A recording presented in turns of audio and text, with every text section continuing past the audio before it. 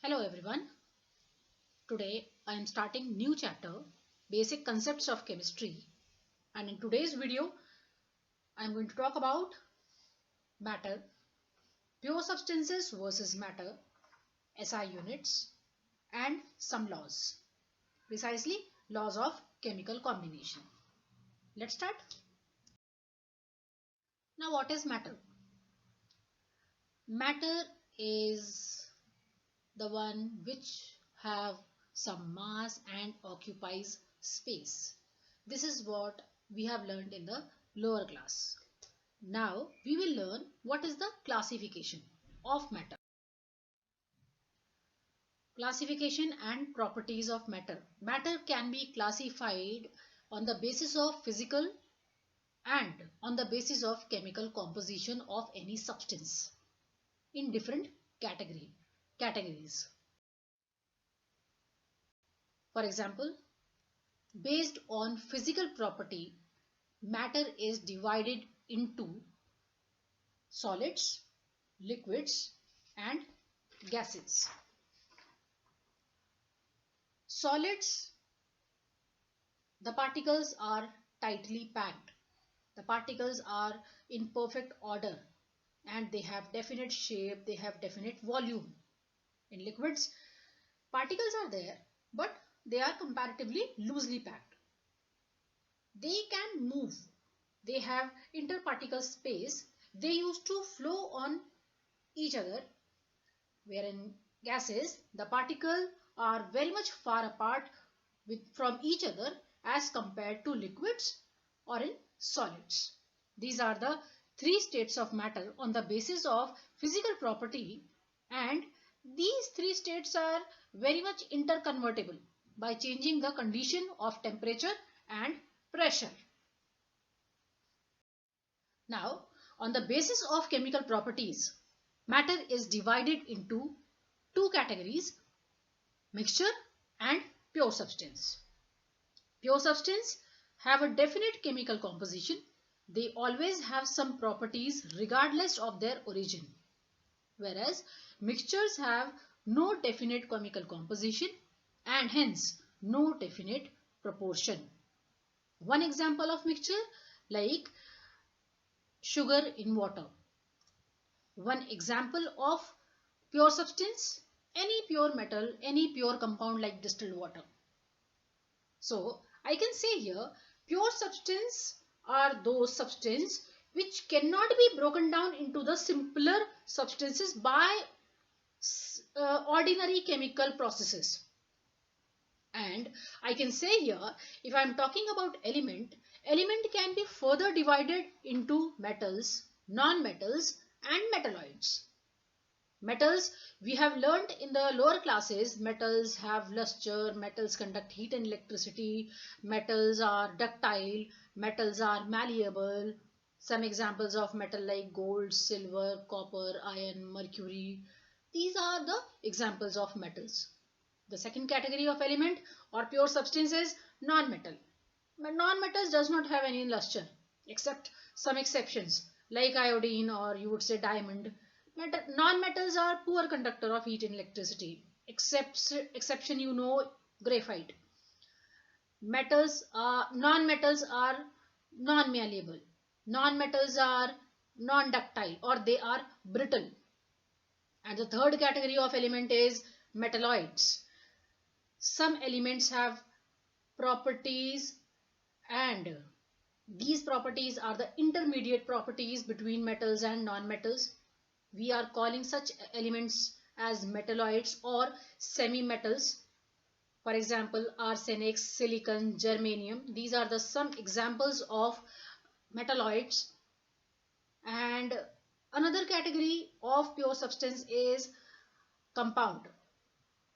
Compounds are pure substances which cannot be broken down into the simpler substances by ordinary chemical changes. In a compound, 2 or 3 elements are combined in a fixed proportion. Now, if we talk about mixture, mixture contains 2 or more substances and the proportion of 2 or more substances is not fixed. They can be easily separated by physical methods. Mixture can be further divided into two categories, that is homogeneous or heterogeneous mixture. Solutions are homogeneous mixture if the solute is completely dissolved in solvent. Heterogeneous mixtures are those where the molecules of the constituent are not uniformly mixed throughout the solvent. For example, suspension. One of the component remain insoluble in the solvent.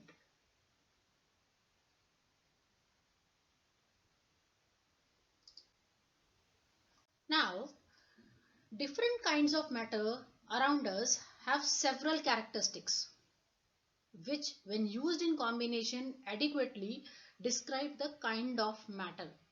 Therefore, chemists broadly divided the properties of matter into two kinds. One is physical and another is chemical properties. Physical properties are those properties which can be measured or observed without change the identity or the composition of the substance, like taste, color, melting point, boiling point, or density of an substance. Whereas chemical properties are those which can be measured only by the chemical reaction. These can't be observed just by touching or viewing or observing the substance. For example, acidity, reactivity, basicity, these are some chemical properties which can be determined by performing some chemical reaction to the substance only. Now, International System of Units.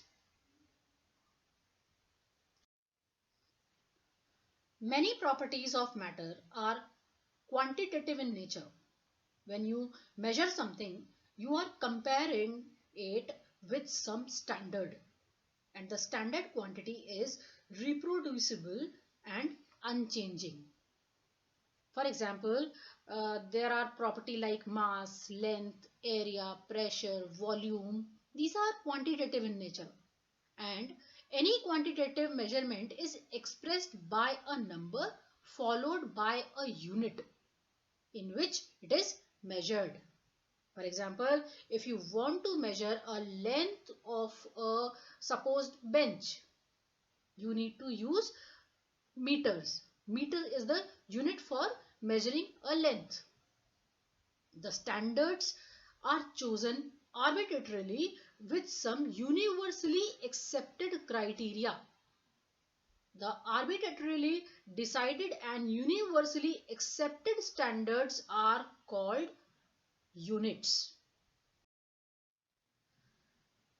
There are several systems in which units are expressed, such as CGS system, FPS system, MKS system, but we choose the system which is called as SI unit.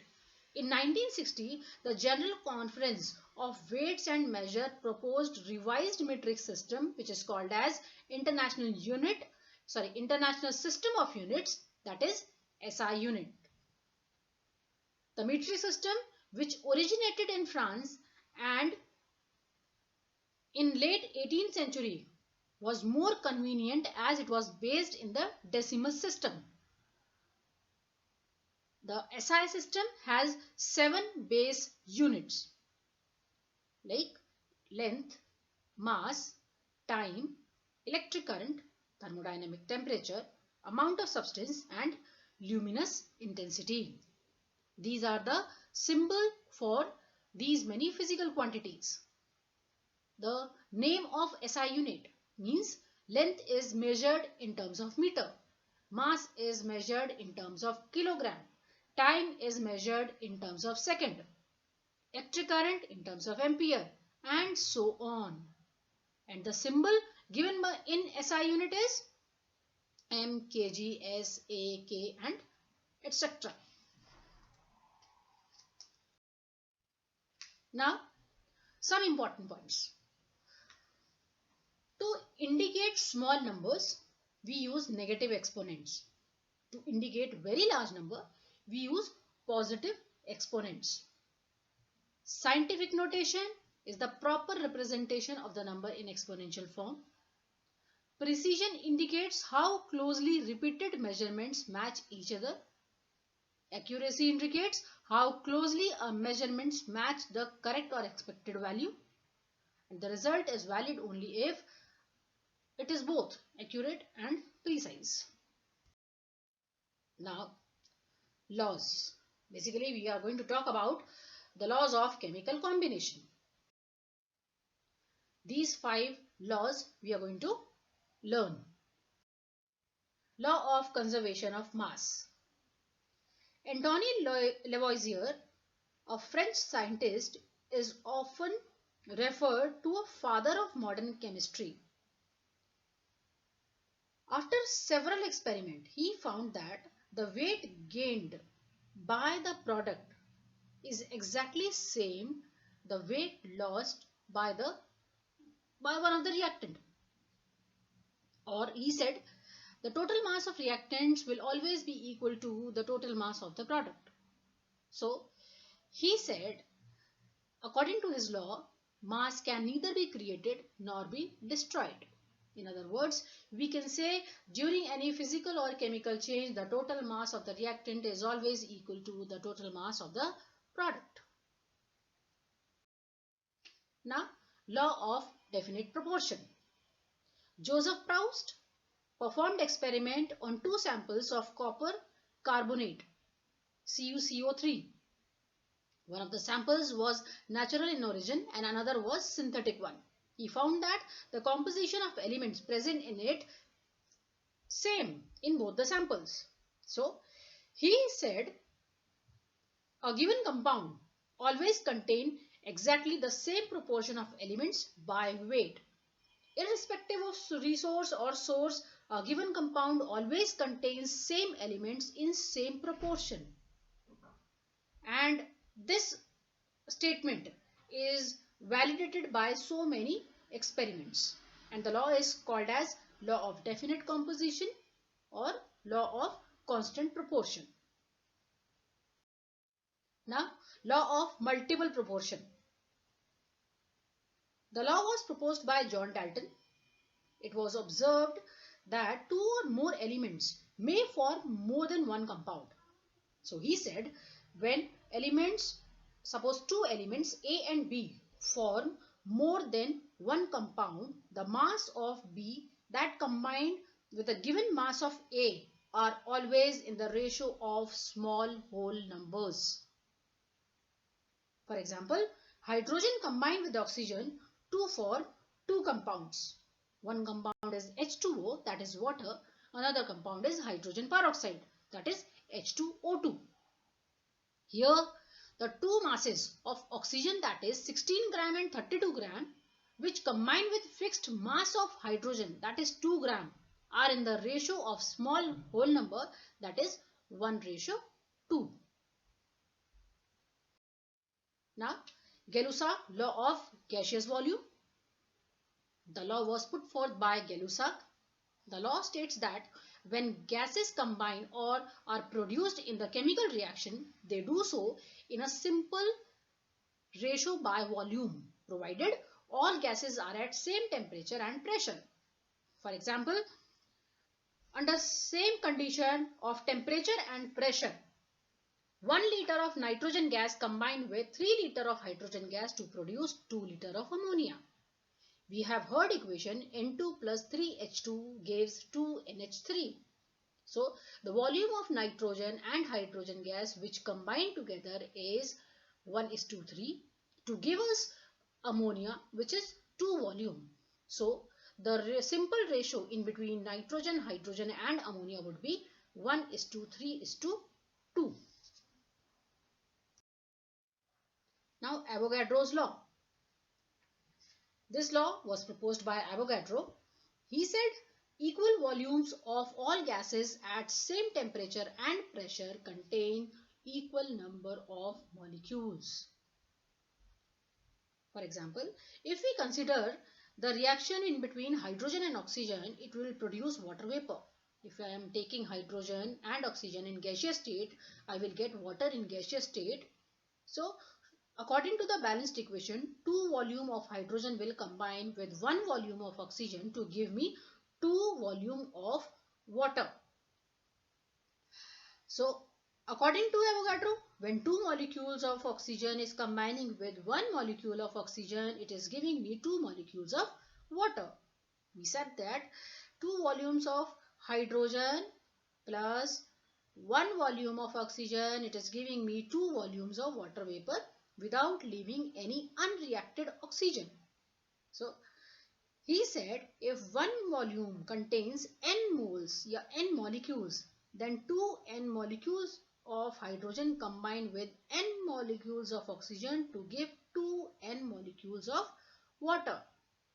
Therefore, 2 molecules of hydrogen gas combine with 1 molecule of oxygen gas to give you 2 molecules of water vapor. Avogadro could explain the above result by considering the molecules to be polyatomic. If hydrogen and oxygen are considered as diatomic, as now it is recognized, then the above results are easily understandable.